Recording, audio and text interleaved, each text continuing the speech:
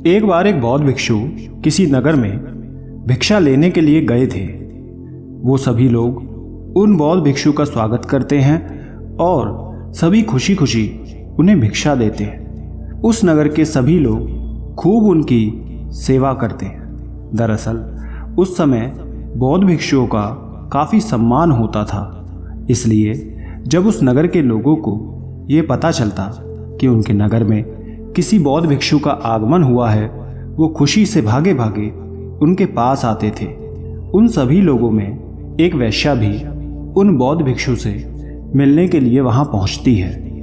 उसने अब तक बौद्ध भिक्षु के बारे में सिर्फ सुना था, इसलिए वो उनके दर्शन हेतु काफ़ी व्याकुल होती है। जैसे ही वो वेश्या उन बौद्ध भिक्षु की तरफ देखती है, उसकी आंखें उन्हें देखती रह जाती है। वो बौद्ध भिक्षु काफ़ी आकर्षक होते हैं।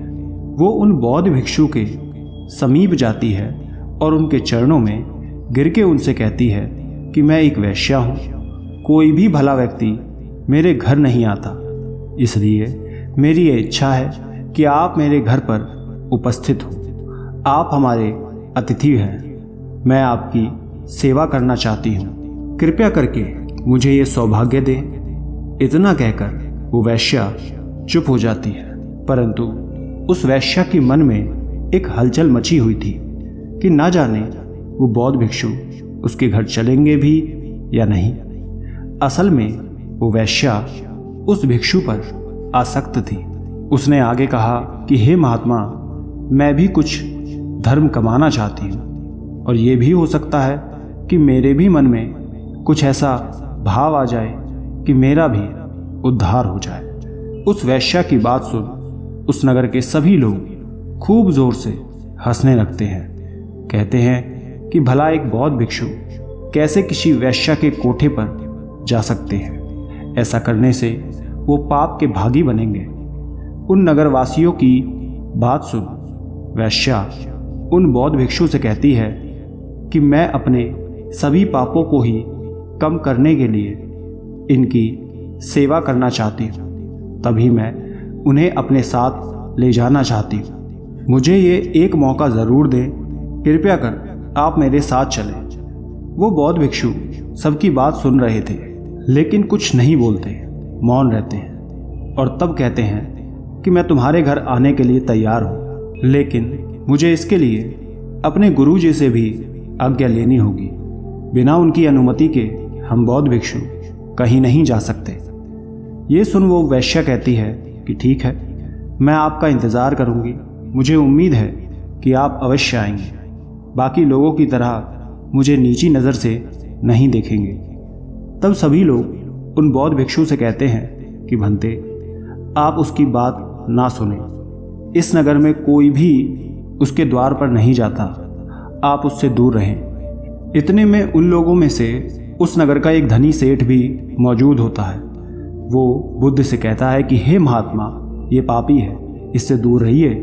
इसके साथ जाने से सभी आपकी अवहेलना करेंगे। इससे अच्छा होगा कि आप मेरे साथ चलिए। इस वेश्या का कोठा आपके जाने लायक है नहीं।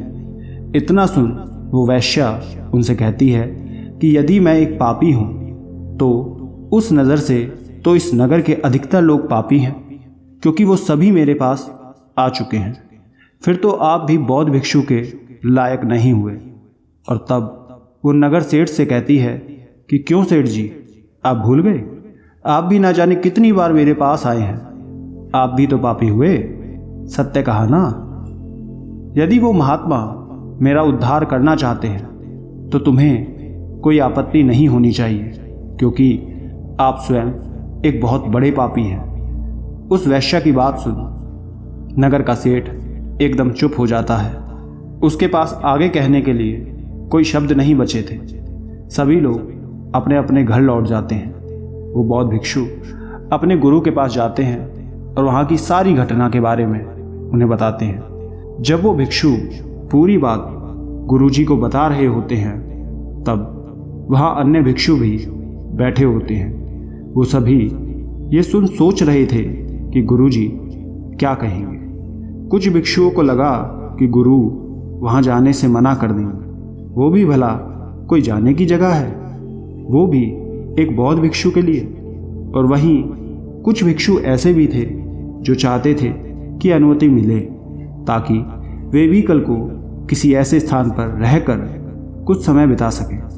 पूरी घटना सुनने के बाद बौद्ध गुरु भिक्षु को जाने की अनुमति दे देते हैं और कहते हैं कि जाओ, उस स्त्री का भी भला करो। गुरु की आज्ञा लेकर वो बौद्ध भिक्षु उस वैश्या के घर पहुंचते हैं। जैसे ही ये बात नगर में सबको पता चलती है, सभी लोग कानाफूसी में लग जाते हैं कि भला एक बौद्ध भिक्षु का वैश्या के घर जाने का क्या अर्थ। ये तो समाज के लिए एक गलत संदेश है। ऐसी बहुत सी बातें उस नगर में हुई थी, लेकिन उस भिक्षु ने सब जानते हुए भी मौन रहना उचित समझा और उस वैश्या के घर गए। वहाँ वैश्या बौद्ध भिक्षु को देख खुश हो गई थी। उसे इस बात की खुशी थी बुद्ध के भिक्षु ने उसकी बात का सम्मान रखा। कुछ महीने वो बौद्ध भिक्षु उस वैश्या के यहाँ रहे और फिर उस स्त्री को लेकर अपने आश्रम लौट आए।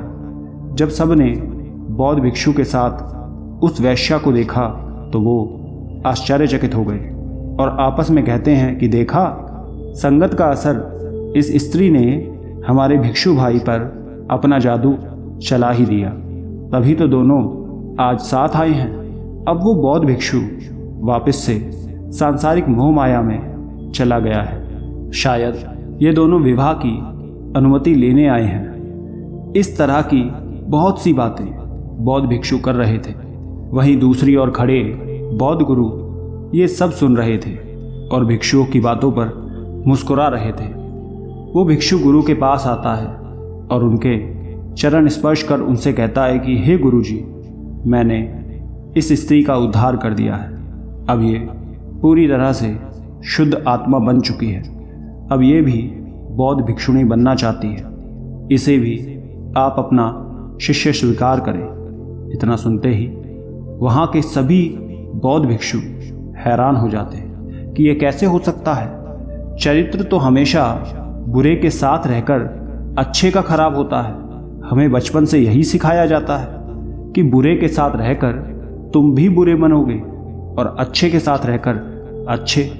लेकिन यहाँ तो बुरी संगति का कोई भी दुष्प्रभाव नहीं दिख रहा, बल्कि ये स्त्री तो बदल गई, बौद्ध भिक्षुणी बनना चाहती है। आखिर ये हुआ तो हुआ कैसे?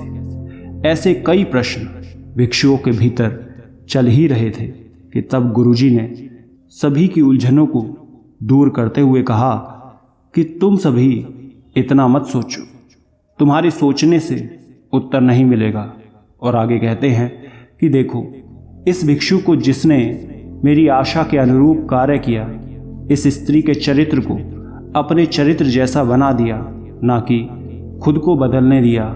यह ठीक उसी प्रकार है जैसे कमल कीचड़ में रहकर भी कीचड़ जैसा कभी नहीं बनता। अपने ज्ञान का उचित उपयोग कर हर मुश्किल काम आसान हो जाता है। गुरु जी की बात सुन सभी बौद्ध भिक्षु समझ जाते हैं कि यदि आप अच्छी संगति में रहते हैं तो बुरे से बुरा व्यक्ति भी सुधर सकता है। इतना कहकर गुरु उन दोनों भिक्षु और स्त्री को आशीर्वाद देते हैं और उसे अपने संघ में सम्मिलित कर लेते हैं। जब ये बात नगर में सबको पता चलती है तब उन्हें अपनी खराब सोच के कारण काफ़ी शर्मिंदगी महसूस होती है और वो भी गुरु के कहे शब्दों को समझ जाते हैं। दोस्तों, इस कहानी से यही सीख मिलती है कि यदि आप किसी गलत मार्ग पर जा रहे हैं और आपको ये पता है कि ये मार्ग गलत है, आपके भीतर गलत विचार उत्पन्न हो रहा है, तब आप उसे बढ़ावा ना देकर स्वयं पर नियंत्रण करें और अपनी बुरी संगति को छोड़ अच्छी संगति में जाएं। उनके साथ रहने की आदत डालें, क्योंकि अच्छे लोगों के साथ ही आप अपने आप को बदल सकते हैं, सही मार्ग पर ला सकते हैं। जिस प्रकार आप अपने भीतर बुरे विचारों का स्वागत करते हैं, उसे आने देते हैं, वैसे ही अच्छे विचारों को भी भीतर जाने दें। उनका विरोध ना करें, बल्कि उनका भी स्वागत करें। जैसे ही आप अच्छे विचारों के लिए अपने मन के द्वार खोल देंगे, आप पाएंगे कि आप एक अच्छे इंसान बन चुके हैं और तरक्की की राह पर हैं, और तभी आप कामयाब हो सकते हैं। आशा करते हैं आप इस बात को अवश्य समझे होंगे। धन्यवाद।